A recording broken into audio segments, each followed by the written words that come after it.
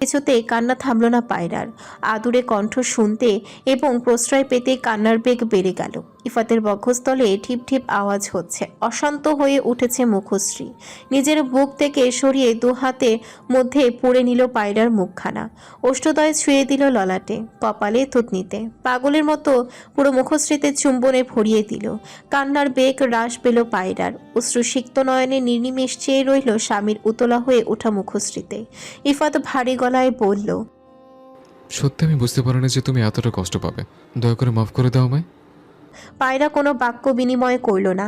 আবারও আশ্রয় নিল ইফাতের বক্ষস্থলে, জড়িয়ে ধরল শক্ত করে। ইফাতও নিজের সঙ্গে মিশিয়ে নিল তার মায়াবতীকে। মেয়েটা সহজে কারোর সামনে কাঁদে না, কিন্তু আজ তার কি হলো? ইফাতের এই ছোট্ট কথাটায় এত কষ্ট পেল, নাকি অন্য কোনো কারণ আছে? দুপুরে খাবার টেবিলে আবারও সবার দেখা হলো। খাওয়ার ফাঁকে ছোট পুত্রের উদ্দেশ্যে নওয়াজ মির্জা প্রশ্ন ছুড়লেন। তোর অফিস খুলবো কবে? এমন একটি প্রশ্নে চকিত মাথা তুলে তাকায় ইফাত, দৃষ্টিতে প্রবল সন্দেহ। আজ পর্যন্ত চাকরি বিষয়ক কোনো কথাই বাবা তাকে জিজ্ঞেস করেনি, তাহলে হঠাৎ আজ কেন জানার এত আগ্রহ? ছেলের চাহনিতে নওয়াজ মির্জা হেসে দিলেন, বললেন, সবকিছুতেই খালি সন্দেহ করছ আমারে, আমি কি জিগাইতে পারি না? বন্ধের আর মাত্র 2 দিন আছে। ও ভালা। একটু ভেবে ইফাত বলে উঠল, এবার আমি একা ফিরছি না, আমার সঙ্গে পায়রাও যাবে। কথাটা শোনা মাত্রই উপস্থিত সকলে চমকালো। ইসম তারা চাপা আক্রোশে বলে উঠলেন, আবার ওই মাইয়ায় যাইব মানে? ওর একটা নাম আছে আম্মা। ওই মাইয়া কেন করেন? নাম ধরে সম্বোধন করবেন ওকে। তা যদি না পড়েন তাহলে সম্বোধন করারই দরকার নেই। অপমানে শরীরে কেঁপে উঠল ইসম তারার। নওয়াজ মির্জা বিস্ময় ভরা দৃষ্টিতে পুত্রের পানে তাকিয়ে আছেন। স্ত্রীর মুখ থেকে ছেলেকে বউয়ের হয়ে প্রতিবাদ করার কথা এতদিন শুধু শুনেই আসছিলেন, আর আজ স্বচক্ষে তা অবলোকনও করলেন। ইসম তারা মিনমিনে স্বরে বলতে লাগলেন, চাকরি করতাছস তো মাত্র কয়দিন হইল, এমনি বউ লইয়া গেলে কেমনে চলবি? গ্রামের মানুষ কি কইব? গ্রামের মানুষের তোয়াক্কা আপনারা আবার কবে থেকে করছেন? আমার বউ নিয়ে আমি কিভাবে চলবো না চলবো তা একান্তে আমার ব্যক্তিগত ব্যাপার। ইসম তারা বিপদে আরো কিছু বলার জন্য উদ্যত হলেন, কিন্তু বলতে পারলেন না। নওয়াজ মির্জা ইশারায় থামিয়ে দিলেন স্ত্রীকে। পুত্রের উদ্দেশ্যে বললেন, তা না হয় নিয়ে যাইস। জামাই যেখানে থাকবো বউদেরও সেখানেই থাকা উচিত। কিন্তু আব্বা যান, এবার আমি বৌমারে তোর লগে পাঠাম না। তুই এর পরের বার যখন আইবি তখন লগে করে নিয়ে যাইস। এখন নিয়ে গেলে সমস্যা কি? নতুন চাকরি আমাকে ঘন ঘন ছুটি দেবে নাকি? আমেনার মা পুরা বাড়ির কাম লইয়া ব্যস্ত। তোর মায়েরা হেসেল সামলাইতে সামলাইতে দিন যায়। আরেক বৌমা ও শাশুড়িকেও সাহায্য করতে করতে সবসময় কাটটা যায়। মোদ্দা কথা সবাই ব্যস্ত। ওইদিকে ইরায় পোয়াতি, তাইলে অরে দেখবো কেডায়? তাই ছোট বৌমা থাকলে ভালো হইতো। ননদটা তো তারও। ও থাকলে বা কি এমন করতে পারবে? ও কি এসবের কিছু বলছে? আর কিছুই করতে হইব না, কয়টা দিনের ব্যাপার। এক লাখলা ইরা আমার ভাল লাগবে না। আচ্ছা, আমারও তো অফিস আছে, তাই বৌমা ইরার লগে থাকলে ইরা একটু সঙ্গ পাইবো। চেয়েও ইফাত প্রত্যুত্তরে কিছু বলতে পারল না। বাবার কথা ফেলে দেওয়ার মতো নয়, আবার পায়রাকে এ বাড়িতে রেখে যাওয়ার ইচ্ছেও তার নেই। সুযোগ পেয়ে যদি মেয়েটাকে অত্যাচার করে তার মা, সে মোটেও বাবা মায়ের বাধ্য সন্তান নয়, কিন্তু পিতার এত সুন্দর আবদার মনে হয় না কোনো সন্তান ফেলে দিতে পারবে। ইফাতের ভাবনা থেকে নওয়াজ মির্জা আশ্বস্ত করে বললেন, চিন্তা করিস না, আমার পোলার বউয়ের কোনো অযত্ন হইব না এই বাড়িতে। তোর মায়েরাও কিছু কইব না ওরে। অয় শুধু ননদের লগে একটু থাকবো, সময় দিব, দেখভাল করবো, এতটুকুই ওর দায়িত্ব। থামলেন তিনি। এবার একটু আফসোসের সুর তুলে বললেন, যদি চেয়ারম্যানের মাইয়া এ বাড়িতে বউ হইয়া আইতো, হ্যাঁ ও এটাই করতো। সত্যি সত্যি বিপরীতে বলার মতো আর কিছুই খুঁজে পেল না ইফাত। আর চোখে স্ত্রীর দিকে তাকালো, কিন্তু স্ত্রীর মুখভঙ্গি দেখে কিছুই ঠাহর করতে পারল না। আতিফ এতক্ষণ চুপচাপ তাদের কথা শুনছিল, এবার বলে উঠল, ইরাকে নিয়ে আপনাদের ব্যতিব্যস্ত হতে হবে না। ওকে আমি আমার সঙ্গেই নিয়ে যাব। বাড়িতে মা আছে, দরকার হলে না হয় একজন লোকও রেখে দিব। বাঁকা চোখে জামাতার দিকে তাকালেন নওয়াজ মির্জা, দাঁতে দাঁত চেপে বললেন, আমার মাইয়া এ বাড়িতেই থাকবো। ভ্রুজোড়া কুচকে নিল আতিফ। মুহূর্তে নওয়াজ মির্জা হেসে দিলেন, বললেন, পোলাপান হইয়া গেলে না হয় তোমার লগে যাইবো গা, আহন এনে থাকো। তাছাড়া মাইয়া গো বাচ্চা কাচ্চা বাপের বাড়িতেই হয়। আতিফ থেমে গেল, মলিন মুখে তাকালো ইরার মুখশ্রীতে। ইরার মুখে নেই কোনো ভাবান্তর, মনে মনে সে বেজায় খুশি। এ সময় বিশ্রামের প্রয়োজন হয় বেশি, শরীরও দুর্বল থাকে। আতিফের বাবা মা যে তাকে মোটেও পছন্দ করে না তা খুব ভালো করেই জানে ইরা। সব কাজ একা হাতে তাকেই করতে হয়। আতিফ যখন অফিসে থাকে তখন ইরার উপরে চলে শুধুই তাদের আদেশ। প্রতিবাদ করতে চেয়েও পারে না ইরা, চুপচাপ বসে সবকিছু হজম করে নেয়। ঘরে এসে নির্লিপ্ত ভঙ্গিতে বসে আছে ইফাত। খানিকক্ষণ বাদে পায়রা এলো, মাথা থেকে শাড়ির আঁচলটা ফেলে অর্ধভেজা চুলগুলো ছেড়ে দিল। ইফাত একদৃষ্টিতে তাকিয়ে আছে স্ত্রীর দিকে। বসা থেকে উঠে পায়রার পেছনে গিয়ে দাঁড়ালো, ঘাড়ে থুতনি ঠেকিয়ে আঁচলের এক পাশ দিয়ে হাত ঢুকিয়ে উন্মুক্ত উদরে অনাবৃত অংশে রাখলো হাতটা। পায়রার হৃদয় প্রাঙ্গণ দিয়ে ছুটে গেল তরঙ্গ, হৃদয়ে ক্রিয়া বৃদ্ধি পেল।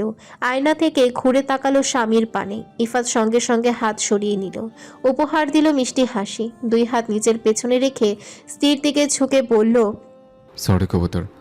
পায়রা কম্পিত কণ্ঠে শুধালো, কেন? এই যে, তোমাকে কথা দিয়েও নিজের সঙ্গে নিতে পারছি না। তোমাকে ছাড়া থাকতে আমারও খুব কষ্ট হবে, কিন্তু সব এমনভাবে বলল। পায়রা ম্লান হাসলো, গলা জড়িয়ে ধরলো ইফাতের, বলল, এ নিয়ে অত চিন্তা করো না তো। এই সময় তোমার সঙ্গে চলে যাওয়াটা মোটেও ভালো দেখাবে না। না হয় থাকলাম কিছুদিন, সমস্যা কোথায়? পায়রার এত সহজে সবটা মেনে নেওয়া ইফাতকে বেশ আশ্চর্য করে তোলে, কিন্তু প্রকাশ করে না যদি বউ তার আবার রাগ করে। সন্তর্পণে তাকে আষ্টে পৃষ্ঠে জড়িয়ে ধরল পায়রা। ইফাত হকচকিয়ে উঠল, কিছু একটা ভেবে মুচকি হেসে বলল, হুট করে বউ আমার রোমান্টিক হয়ে গেল যে, জেন ধরেছে নাকি? পায়রা গুরুত্ব দিল না এ কথায়, শুধালো, কবে ফিরছো? কাল। সঙ্গে সঙ্গে পায়রার বাঁধন শক্ত হলো। ইফাত মুচকি হেসে বলল, কাল চলে যাবো বলে মন খারাপ? অগ্রিম সব আদর ভালোবাসা দিয়ে দিচ্ছ? বাঁধন আলগা করে দিল পায়রা। মোহে পড়ে কি করছিল সে ভাবতে একদলা লজ্জা গ্রাস করে নেয় তাকে। ইফাত স্ত্রীর থুতনি ধরে মুখটা উঁচু করল, তাকেই রইল নিষ্পল। মেয়েটাকে যতই দেখে ততই ভালোবাসতে ইচ্ছে করে তার, দেখার তৃষ্ণা যেন মেটেই না। মাঝে মধ্যে ইচ্ছে হয় সারাক্ষণ সামনে বসিয়ে রেখে তার দিকে অপলক দৃষ্টিতে তাকিয়ে থাকতে। মোহভরা কণ্ঠে বলল, আমার চোখের দিকে তাকাও। দ্বিধান্বিত মন নিয়ে ইফাতের চোখে চোখ রাখলো পায়রা। অশান্ত মন নিমিষেই শান্ত হয়ে গেল, ভেতরে বয়ে গেল এক অদ্ভুত প্রশান্তি। ঠিক ততক্ষণ এভাবে দুজন দুজনার পানে তাকিয়েছিল সঠিক খেয়াল নেই। ইফাত গিয়ে বিছানার আয়েশ করে বসলো। পায়রা নামক মেয়েটির সম্মুখে এলেই তার অধর থেকে হাসিটা সরতেই চায় না। আশ্বস্ত করে বলল, তোমার অ্যাডমিশনের জন্য প্রয়োজনীয় সব বই কিনে আমি পাঠিয়ে দেব, ওগুলো ঠিকমতো পড়বে। আর হ্যাঁ, তার সঙ্গে অনলাইনে ক্লাস করবে, বুঝলে? উপর নিচ মাথা নাড়ালো পায়রা। ইফাত পুনরায় বলল, ভালো করে পড়ো, এই সময়টা কিন্তু আর ফিরে আসবে না। কোনো সমস্যা হলে, কোনো কিছুর প্রয়োজন হলে অবশ্যই আমাকে জানাবে। হুম। এদিকে এসো। পায়রা চুপচাপ এগিয়ে এলো। ইফাত ফোঁস করে নিঃশ্বাস ছেড়ে কানের পেছনে তার অবাধ্য চুলগুলো গুজে দিয়ে বলল, তোমার মুখে সবসময় হাসি থাকবে, বুঝলে আমার পায়রা শোনা? ইন্টারনেটের যুগ এখন, যখন তখন চাইলে তো ভিডিও কলে দেখা যায়, কথা বলা যায়, তাই না? হুম। রোজ আমাদের কথা হবে। বলেই থামলো ইফাত। পায়রা প্রত্যুত্তরে মুচকি হাসলো। ভালো ভালো সময়গুলো খুব দ্রুত পেরিয়ে যায়, কিন্তু খারাপ সময়গুলো যেন কিছুতেই পার হতে চায় না। ইফাত নিজের কাজে ফিরেছে সপ্তাহ হলো। রোজ স্ত্রীর সঙ্গে কথা হয় তার ফোন কলে, কখনো অডিও, আবার কখনো বা ভিডিও। আতিফের ছুটিও শেষ, ফিরে গেছে নিজের আবাসস্থলে 3 দিন হলো। পায়রা বসে আছে ইরার ঘরে। 2 দিন আগে কথা মতো আরিফের হাত দিয়ে পায়রার জন্য নতুন বই পাঠিয়েছে ইফাত। সেদিন থেকেই গভীর রাত হলে কড়ায় ঘণ্টায় পড়ার হিসাব নিচ্ছে ইফাত, যা তার কাছে বড্ড বিরক্তিকর লাগে। ইরা কত শত গল্প করছে, কিন্তু পায়রা সেদিকে নেই কোনো খেয়াল। ইফাতের ভাবনায় মত্ত হয়ে আছে। হঠাৎ তার ভাবনার ছেদ ঘটল। নিচ থেকে চিৎকার করে ডাকা হচ্ছে, ছোট বৌমা, ও ছোট বৌমা। পায়রা এক প্রকার দৌড়ে নিচে এলো। ঘোমটা টেনে শাশুড়ির সামনে গিয়ে উপস্থিত হলো। নিচু কণ্ঠে জিজ্ঞেস করলো, জি আম্মা বলুন। ইসম তারা মুখ বাঁকালেন, বিদ্রুপ করে বললেন, সারাক্ষণ জামাইয়ের লগে ফোনে কথা কইলে হইব? আমার পোলাডার কি কোনো কাজকর্ম নাই? বিরক্ত করো কেন ওরে? বাড়ির কাজই বা করব কেডায়? রাগে মনটা বিষিয়ে উঠল পায়রার। দাঁতে দাঁত চেপে বলল, আমি মোটেও আপনার ছেলের সঙ্গে কথা বলছিলাম না আম্মা, আমি ইরার সঙ্গে ইরার ঘরে ছিলাম। মুখে মুখে চুপা না কইরা রান্ধনশালায় যাও, লাউডা ভালো কইরা কাইটটা চিংড়ি মাছ বাইসবা, তারপর লাউ চিংড়ি রানবা। কিছু বলার জন্য উদ্যত হলো পায়রা, কিন্তু তার উত্তরের অপেক্ষা না করে চলে গেলেন নিশম তারা। লাউ চিংড়ি কিভাবে রান্না করতে হয় জানা নেই পায়রার। তরকারির এই পদটা তার একদম অপছন্দের, তাই মায়ের কাছ থেকে কখনো রান্নাটা শেখেনি সে। তাহলে কি করবে এখন? রাগের পরিমাণ বৃদ্ধি পেল। দাঁত কিড়মিড়িয়ে বিড়বিড় করে বলল, আজ এমন রান্না করবো যে সারা জীবনের মতো খাওয়ার শখ মিটে যাবে। রান্নাঘরে গেল পায়রা, ছোট চিংড়িগুলো বেছে ফেললো। লাউটা সুন্দর করে কেটে দিয়েছিল আমিনার মা, তবে এই পদটা রান্নায় পায়রাকে কোনো ধরনের সহযোগিতা করা তার জন্য নিষিদ্ধ। যে করেই হোক অনেক চেষ্টার পর পায়রা রান্নাটা শেষ করে ঘরে গেল। গোসল শেষে পুনরায় নিচে চলে এলো। ইতোমধ্যে সবাই মধ্যাহ্ন ভোজন করার জন্য টেবিলে চলে এসেছে। নওয়াজ মির্জা লাউ দিয়ে ভাত মেখে এক লোকমা মুখে তুলতেই থুতু দিয়ে মুখের খাবার ফেলে দিলেন মেঝেতে। এমন ঘটনায় চমকায় উপস্থিত সকলে। ইসম তারা ব্যগ্র কণ্ঠে স্বামীকে শুধান, কি হয়েছে আপনার? খাবার ফেললেন কেন? নওয়াজ মির্জা চোখ মুখ কুঁচকে নিয়ে বললেন, এই অখাদ্য কেডায় রানছে? ইসম তারা এক পিস লাউ মুখে তুলে নিলেন। ওনারও একই অবস্থা হলো। ঝাল আর লবণের পরিমাণ এতই বেশি যে কান মাথা গরম হয়ে গেল মুহূর্তে। মুখ হয়ে গেল তেতো। রাগ মিশ্রিত দৃষ্টিতে পুত্রবধূর দিকে তাকান উনি। ওনার দৃষ্টি অনুসরণ করে সবাই তাকিয়ে আছে পায়রার দিকে। সবার চাহনিতে একটুও ঘাবড়ালো না পায়রা। গম্ভীর কণ্ঠে বলে উঠল, আমার রান্না করেছেন। তৎক্ষণাৎ চমকে উঠে সকলে।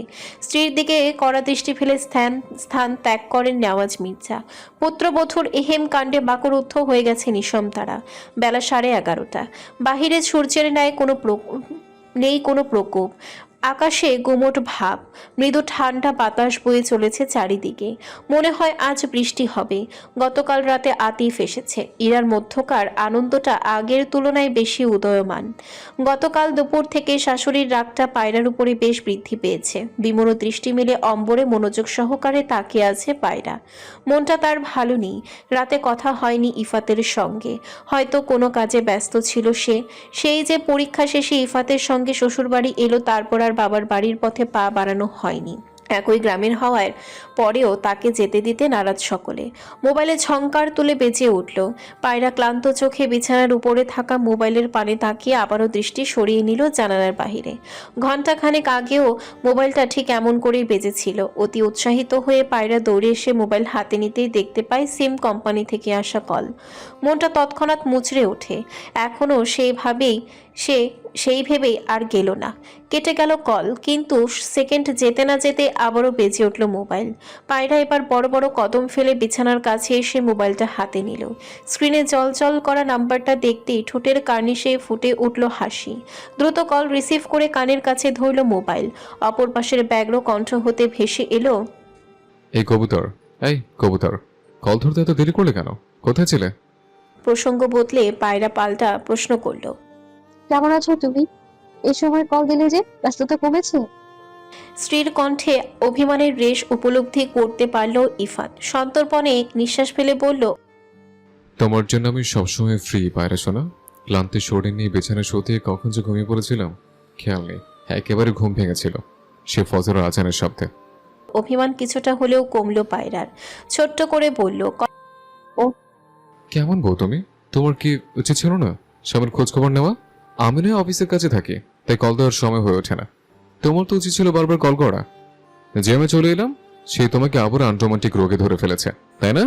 এবার ফিরে তোমাকে আর ছাড়ছি না আমি। সবকিছু শোধ তুলব। কথাগুলো কর্ণপাত হতেই লজ্জায় মুখের আদল বদলে গেল পায়রার। মুখে মৃদুমন্দ হাসি। বাম হাত দিয়ে পেঁচাচ্ছে শাড়ির আঁচল। শ্বাসক্রিয়া চলছে দ্রুত গতিতে, যা অপর পাশের ব্যক্তি স্পষ্ট শুনতে পাচ্ছে। ইফাত নামক পুরুষটি পায়রার আস্ত লজ্জার কারণ। ইফাত ঠোঁট চেপে হাসল।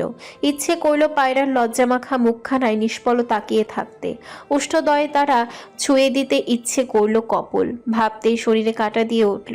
মিলিয়ে গেল হাসি। মিনমিনে স্বরে বলল, তোমাকে ছুঁয়ে দেখতে খুব ইচ্ছে করছে কবুতর। আজ আমাদের মধ্যে কোনো বাধা নেই। তুমি এখন শুধুই আমার। অথচ কতটা দূরত্বে বেড়ে গেল। তুমি ভালো আছো তো? আম্মা কি এখনো তোমার সঙ্গে খুব খারাপ ব্যবহার করে? শোনো মেয়ে, আমি ব্যতীত কারো কোনো কথায় কষ্ট পাবে না তুমি। তোর মুখশ্রীতে সবসময় লেপ্টে থাকবে আনন্দ, যে আনন্দ আমি এত দূরে বসেও যেন অনুভব করতে পারি। পায়রার হৃদয় গহন দিয়ে ছুড়ে গেল অদ্ভুত শিহরণ। ভেতরে প্রশান্তি কাজ করছে, তার ভেতরে বড় একটা প্রাপ্তি হচ্ছে ইফাত। এই পুরুষটি তাকে এত কেন ভালোবাসে? এর উত্তর খুঁজে পায় না পায়রা। জিজ্ঞেস করলো, কবে বাড়ি ফিরবে? মিস করছো? টেনে টেনে কথাটা বলল ইফাত। পায়রা থতমত খেয়ে গেল, অপ্রস্তুত হয়ে বলল, রাখছি আমি। উত্তর না জেনে রেখে দিবে? মোবাইল কানের সঙ্গে চেপে ধরে রাখলো পায়রা। নীরব রইল। অপর পাশ থেকে শান্ত কণ্ঠে ইফাত বলল, 2 বার ছুটি নেওয়া হয়ে গেছে। বিয়ের কথা বলে ছুটি নিয়েছিলাম, তারপর লম্বা ছুটি, তার উপর নতুন চাকরি, অর্ধ বছরও গড়ায়নি। আবার ছুটি চাইতে গেলে দেখা যাবে আমাকে অফিস থেকেই বের করে দিয়েছে। তাহলে আর দরকার নেই, যখন সুবিধা করতে পারবে তখন না হয় এসো। রাতে ভিডিও কল দেব। ঘুমিয়ে পড়ো না আবার, এখন অফিস টাইম, রাখছি আমি। স্বামীর সঙ্গে কথা বলার জন্য পায়রা জেগে থাকে রাতভর। দু চোখের পাতা এক হয় না তার, সেখানে আজ রাতে সে ঘুমিয়ে পড়বে, এও কি সম্ভব? তবে শেষের কথায় চমকায় পায়রা। বিস্ময় ধরে রাখতে না পেরে শুধায়, তুমি এতক্ষণ অফিসে বসে আমার সাথে কথা বলছিলে?